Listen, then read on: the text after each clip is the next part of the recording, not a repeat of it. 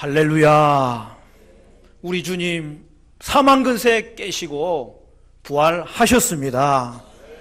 우리의 사랑, 오늘은 인사 한번 하고 시작합시다. 행복한 부활절 되세요. 기독교가 다른 종교와 차이점을 가지는 것 중에 하나는 창시자의 무덤이 없는 거예요. 사우디아라비아 메디나에 가면 이슬람의 창시자 마호메스의 무덤이 있는데 1년에도 수백만의 인파가 거기에 참배를 하러 옵니다. 불교의 석가모니는 죽어서 화형을 했어요. 거기서 사리가 나와서 그것을 8개로 나누어서 인도 전역에 8개의 탑을 세웠어요. 한 100년이 지나면서 우리도 그 탑을 세우게 해달라고 기존에 있는 탑을 부셔가지고 84,000개로 나누어가지고 전국에 그 숫자만큼 사리탑을 세웠어요. 결국 불교에서는 그 사리탑이 석가모니의 무덤이고 참배의 대상이 되는 거죠. 하지만 우리 예수님은 무덤이 없어요.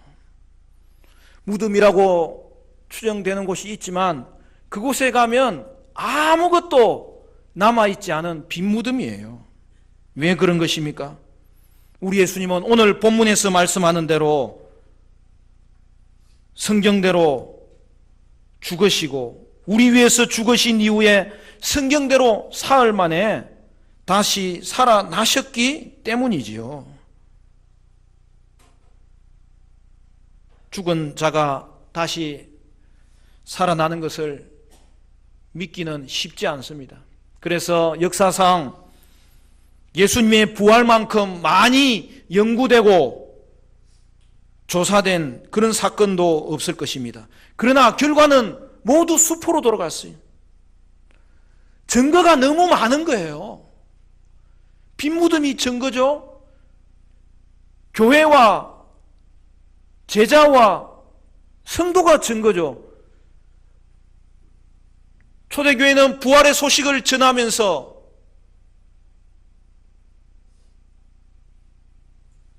예수 믿는 자들을 잡아가두고 죽게 만들고 원형 경기장에 사자의 밥이 되도록 그들을 이끌겠다고 하는데도 불구하고 주를 믿는 자들은 부활의 소식을 부인하지 않고 도리어 죽음으로 대신했던 것입니다. 여러분, 가짜를 위해서 자기 목숨을 내놓는 그런 사람은 아무도 없어요. 그리고 오늘 성경에 읽었듯이 부활의 증인들이 너무 많은 거예요. 예수님은 부활하신 이후에 10번이나 사람들에게 나타나셔서 자신의 부활을 보여주시고 가르쳐주시고 사명을 맡겨주신 거죠. 때로는 개인에게 나타났어요. 때로는 500명이 모인 자리에 예수님 나타나셔요. 한 사람이 예수님이 그리워서 부활을 전했다고는 할 수 있지만 500명 앞에서 나타나신 예수님을 사람들은 그것을 착각이라고 아무도 말할 수가 없는 거죠.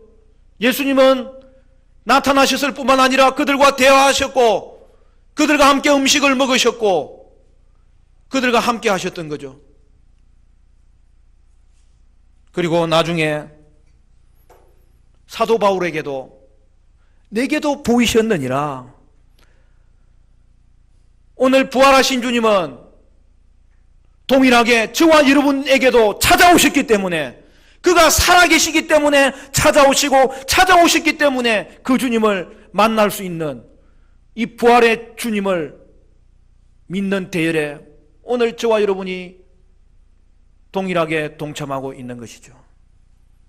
사랑하는 성도 여러분, 그러면 부활의 의미가 무엇일까요? 부활의 의미는 세 가지입니다. 첫째는 부활은 예수님이 하나님의 아들로 인정된 거예요. 로마서 1장 4절 말씀에 성결의 영으로는 죽은 자들 가운데서 부활하사 능력으로 하나님의 아들로 선포되셨으니 곧 우리 주 예수 그리스도시니라. 예수님께서 죽은 자 가운데서 사흘 만에 부활하심으로 하나님의 아들이라는 것을 나타내신 거예요. 예수님이 하나님의 아들이라는 것은 그의 삶을 보면 알 수 있어요. 그의 죽음을 보면 알 수 있어요. 그의 가르침을 보면 알 수 있어요. 그의 기적을 보면 알 수 있어요. 그러나 부활이야말로 예수님이 하나님 아들이라는 최종 증거가 되는 것입니다. 부활은 예수님의 하나님 아들 되심, 즉 예수님의 신성을 정확하게 증명하는 사건이 되는 것입니다. 초대교회의 고백이 그거예요. 초대교회는 예수님을 주님으로 고백했어요. 거기에는 두 가지가 포함돼요. 예수님은 우리 삶의 주인이라는 거예요. 그런데 십자가에서 죽으시고 부활하신 예수님을 만난 이후부터는 예수님은 우리의 삶만 주관하는 것이 아니라 우리의 죽음도 다스리시는 분이야. 우리의 죽음도 주인이시야. 그래서 초대교회는 예수님을 산자와 죽은 자의 주님으로 고백하기 시작하신 것이죠. 로마서 7장 7절부터 9절에는 이렇게 되어 있습니다. 우리 중에 누구든지 자기를 위하여 사는 자가 없고 자기를 위하여 죽는 자도 없도다. 우리가 살아도 주를 위하여 살고 죽어도 주를 위하여 죽나니 그러므로 사나 죽으나 우리가 주의 것이로다. 이를 위하여 그리스도께서 죽었다가 다시 살아나셨으니 곧 죽은 자와 산 자의 주가 되려 하심이라. 그러므로 제자들은 예수님의 부활 이후에 예수님을 하나님으로 진정으로 믿기 시작한 거죠. 오늘 우리도 마찬가지입니다. 예수님은 우리의 삶도 다스리시고 뿐만 아니라 우리의 죽음조차도 다스리시는 진정한 하나님의 아들이 되심을 우리는 믿고 고백하는 것이죠. 예수님은 죽음의 권세를 이기셨습니다. 그러므로 예수님은 진정한 하나님이시요 하나님이 보내신 아들이심을 얼마든지 믿고 따를 수 있게 된 것입니다. 따라서 예수님은 그냥 단순히 알아야 될 대상이 아니라 믿어야 될 대상이고 의지해야 될 대상이고 예배해야 될 대상이고 우리의 마음의 가장 중심에 영접해야 될 대상이 되어서 오늘도 예수를 믿고 영접하면 하나님과의 관계가 회복되고 하나님의 자녀가 되는 줄로 믿으시기를 바랍니다. 예수님의 부활은 실제로 일어난 일이에요. 몸의 부활인 거예요. 그래서 여러분 부활과 소생은 다른 거예요. 예수님이 이 땅에서 사역을 하실 동안에도 죽은 자를 살리셨어요. 3번이나 있었어요. 언제죠? 나사로가 무덤 안에 벌써 장사 지내서 들어가 있는 중에 그 나사로를 부르셨을 때 나사로가 살아난 거예요. 야이로의 딸을 예수님께서 장사 지내는 중에 찾아가셔서 달리다굼 소녀야 일어나라 할 때에 그를 살리신 거죠. 나인성의 한 과부가 혼자 의지하는 독자 아들이 죽었을 때 그 장례 행렬이 나인성 밖으로 나오고 예수님은 나인성으로 들어가기 위해서 들어가실 때에 죽음과 생명이 부딪히는 거예요. 예수님을 만나면 아무 일이 안 일어날 수가 없는 거예요.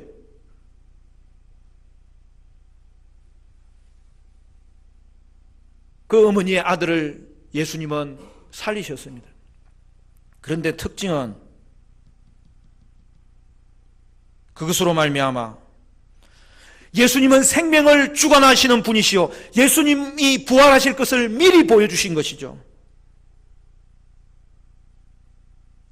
요한복음 11장 25절 26절 말씀은 이렇게 말합니다. 예수께서 이르시되 나는 부활이요 생명이니 나를 믿는 자는 죽어도 살겠고 무릇 살아서 나를 믿는 자는 영원히 죽지 아니하리니 이것을 내가 믿느냐. 그런데 여러분, 그렇게 다시 살아난 자들도 나중에 다시 죽었어요? 안 죽었어요? 나이 들어서 죽은 거예요. 그것과 비슷하게 여러분, 우리 주변에도 죽었다가 몇 분 만에 또는 몇 시간 만에 살아난 사람 이야기를 종종 듣잖아요. 그러나 여러분, 그것은 소생이죠. 그 생명은 잠깐 생명을 연장하는 것뿐이죠. 다시 죽는 거죠. 그런데 우리 예수님의 부활은 단순히 다시 살아나는 게 아니라 완전히 새로운 몸으로 변화된 것입니다. 더 이상 썩지 않고 더 이상 죽지 않는 영생의 몸으로 영광스럽게 변화되어 다시 살아난 것입니다. 예수님의 부활은 그런 거예요. 그러므로 예수 안에 있는 자는 재림의 날에 예수님처럼 우리도 완전한 몸으로 부활할 것이고 완전한 몸을 입게 될 것이고, 성도는 그날을 기대하고 그날을 소망하며 살아갈 수 있도록 오늘 우리에게 하나님께서 우리의 몸의 부활을 허락하시고 소망을 주신 것입니다. 할렐루야. 두 번째, 부활은 예수님의 죽음이 대속적인 죽음인 것을 확정하셨습니다. 그러므로 예수님의 부활은 우리의 죄가 사해졌음을 확인해 주는 사건이에요. 여러분, 죄는 인생에서 가장 큰 문제입니다. 따라서 죄사함은 인생에게 가장 필요한 일인데, 여러분, 복음이 주는 가장 좋은 선물이 바로 이것입니다. 예수님은 우리 죄를 대신하여 죽으신다고 십자가를 지시기 전에 이미 말씀하셨어요. 그런데 그것이 옳았다는 것을 어떻게 알 수 있을까요? 하나님이 예수님의 죽음을 대속적인 죽음으로 받으셨는지 어떻게 알 수 있어요? 우리를 대속하기 위하여 완전하고 영원한 한 번의 제사로 거룩한 제사를 하나님이 받으셨다는 것을 어떻게 알 수 있어요? 예수님이 죽은 채로 남아있으면 결코 알 수가 없는 거예요. 부활이 없었더라면 예수님의 죽음은 실패였음을 보여주는 결과밖에 되지 않는 거예요. 그러나 예수님은 부활하심으로 그의 죽음이 우리의 죄를 대신하여 죽음이라는 것을 증명하시고 확증하시고 보여주신 것입니다. 고린도전서 15장 15절에서 17절 말씀에 이렇게 되어 있습니다. 또 우리가 하나님의 거짓 증인으로 발견되리니 우리가 하나님이 그리스도를 다시 살리셨다고 증언하였음이라. 만일 죽은 자가 다시 살아나는 일이 없으면 하나님이 그리스도를 다시 살리지 아니하셨으리라. 만일 죽은 자가 다시 살아나는 일이 없으면 그리스도도 다시 살아나신 일이 없을 것이요, 그리스도께서 다시 살아나신 일이 없으면 너희의 믿음도 헛되고 너희가 여전히 죄 가운데 있을 것이요. 예수님은 죽음에서 부활하셨고 하나님이 그분을 다시 살리셨기 때문에 우리의 죄를 대신하여 죽으신 죽음인 것을 확정하여 주셨습니다. 십자가와 부활은 연결되어 있는 거예요. 그러므로 예수님은 우리를 대신하여서 죽으셨기 때문에 그것이 부활을 통하여 증명이 되었기 때문에 오늘 우리의 죄는 예수님이 십자가에 죽으셨을 때 이미 사해졌다는 것을 믿을 수 있게 되었고, 오늘 우리는 부활의 주님을 생각할 때마다 십자가의 공로가 내 모든 죄를 가져갔다는 것을 믿게 된 것이죠. 그리고 마지막 한 가지, 부활의 의미는 세 번째, 부활은 우리 부활의 보정입니다. 고린도전서 15장 20절에 그러나 이제 그리스도께서 죽은 자 가운데서 다시 살아나사 잠자는 자들의 첫 열매가 되셨도다. 예수님은 부활의 첫 열매예요. 성도는 그래서 소망을 가지는 거예요. 성도는 마지막 날에 부활의 몸에 참여하게 되는 이유는 예수님이 부활하셨기 때문에, 예수님이 부활의 첫 열매를 보여주셨기 때문이죠. 여러분, 인간에게 군림하는 최대의 세력은 죽음입니다. 이제까지 죽음을 이긴 인간은 없습니다. 그러나 우리 예수님은 사망 근세 깨뜨리시고 부활하셨습니다. 부활은 예수님이 죽음을 정복했다는 사실을 보여줍니다. 예수님은 부활하심으로 인류 최대의 원수인 죽음을 이기셨습니다. 그러므로 예수님의 부활은 죽음의 종로로 나는 이 땅의 인류에게 가장 큰 기쁨의 소식입니다. 그러므로 부활은 성도 부활의 근거가 되는 거예요. 예수님의 부활은 우리 삶의 미래에 대한 소망이 되는 거예요. 예수님이 부활하셔서 잠자는 자, 즉 죽은 자의 첫 열매가 되셨다는 것은 무엇을 의미합니까? 첫 열매를 본 사람은 그 다음 열매가 맺혀질 것을 기대할 수 있고 그 다음 열매가 맺혀질 것을 알고 있는 거죠.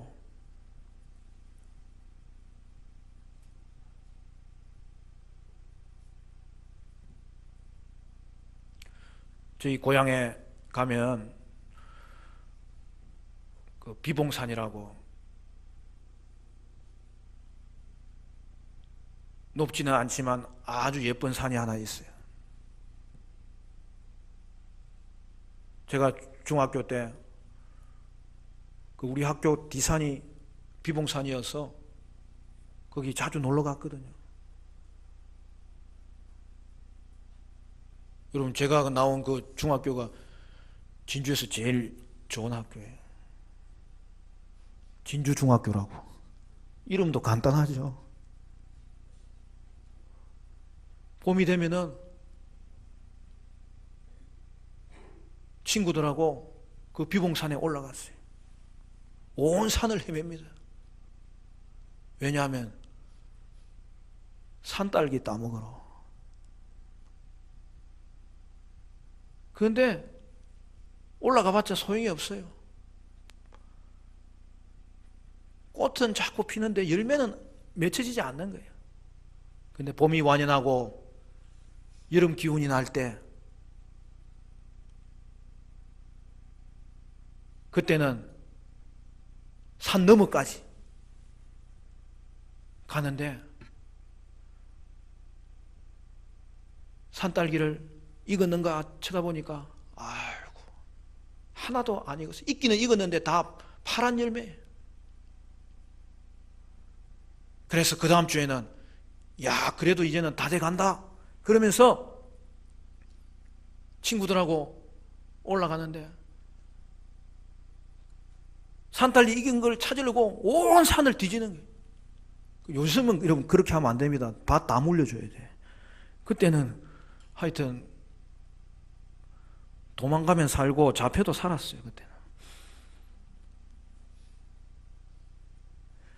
친구 하나가 야 산딸기다 그런 우리가 아마 다 놀래가지고 딱 거기 들어갔어요.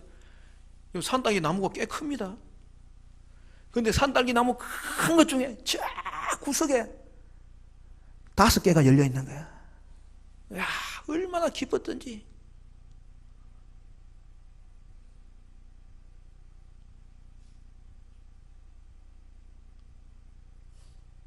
어깨 동무를 하고 그 위에 올라서 가지고 그 5개를 따가지고 첫 열매를 먹는데 얼마나 맛있던지. 여러분 그 다음날 뭐 했을 것 같아요? 당연히 산에 올라가죠. 야 이제는 기대를 걸고 올라갑니다. 그래서 제가 올라가서 딸기 찾으려고 싹 나무 가까이로 가는데 멀리서 보니까 안 보이는 거예요. 나무 가까이로 딱 가는데 가까이 가니까 산딸기가 한두 개 열린 게 아니에요. 몇 개를 주워 먹고 야 산딸기다 해야 되는데 아무도 안 하는 거예요. 이제 보니까. 그래가지고 좀 더 싹 살펴보니까 옆에 나무에도 빨간 산딸기가 열렸어요. 온 산을 세밀하게 쳐다보는데 깜짝 놀랐어요. 온 산에 가득하게 빨간 산딸기가 열려져 있는 거예요.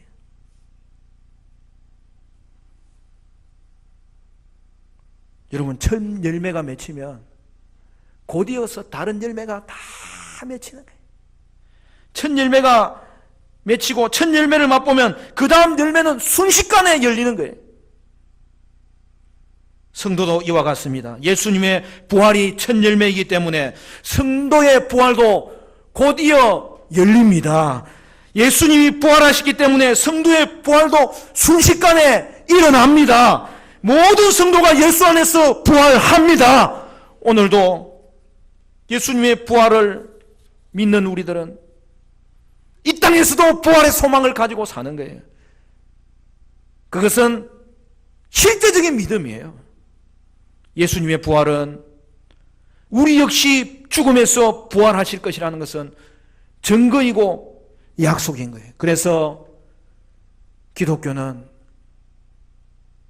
십자가의 종교고 부활의 종교인 것입니다.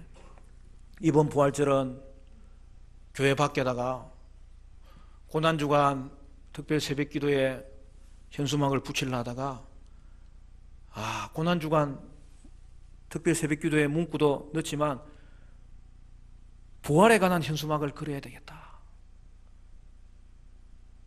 그런 생각이 들어가지고, 여러분, 우리 보행자 도로가 얼마나 좋습니까? 예수 다시 사셨네. 특별 새벽기도회, 한 주간 부활주일 예배 그렇게 붙여놓고 나니 제 마음이 얼마나 기쁜지 몰랐어요. 예수님의 부활은 우리의 생명입니다. 예수님의 부활은 우리의 소망입니다. 예수님의 부활은 세상의 소망입니다. 구원해 주실 분은 예수밖에 없습니다. 죽으시고 부활하신 분은 예수밖에 없습니다. 그러므로 이 땅의 소망은 예수밖에 없습니다. 우리가 다음 주는 새생명 축제로 행사를 갖습니다. 여러분, 이 한 주간 전도하시고 기도하시고 초대하실 때 생명의 주님을 확신 있게, 담대하게, 힘 있게 전하시기를 간절히 축원합니다. 부활의 의미 세 가지.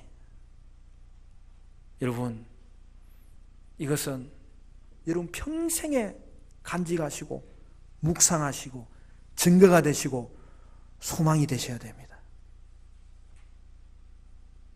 부활의 의미는 예수님이 하나님 아들이심이 인정된 거예요. 부활은 예수님의 죽음이 우리 죄를 사시는 대속적 죽음이라는 것이 증명된 거예요. 예수님의 부활은 우리 부활의 보증이 되는 거예요. 우리 부활의 첫 열매가 되는 거예요. 우리 소망의 근거가 되는 거예요. 이 땅을 살아갈 힘이 되는 거예요. 뿐만 아니라 지금도 부활하신 주님이시기 때문에 오늘 이 가운데 임재하여 계시는 줄로 믿습니다. 그로 인하여서 우리는 예수님은 부활로 승리하셨고 지금도 주권자가 되시고 그를 따르는 자는 승리자로 살아갈 수 있습니다. 여러분의 평생이 부활의 의미를 간직하고 묵상하고 증거하고 죽음을 이기고 부활하신 예수님이 지금도 나와 함께 계시니 어떤 어려운 가운데서라도 절망하지 않고 부활하신 예수님을 바라보고 그 주님을 의지함으로 믿음으로 승리하는 복된 삶이 되시기를 주님의 이름으로 축원합니다.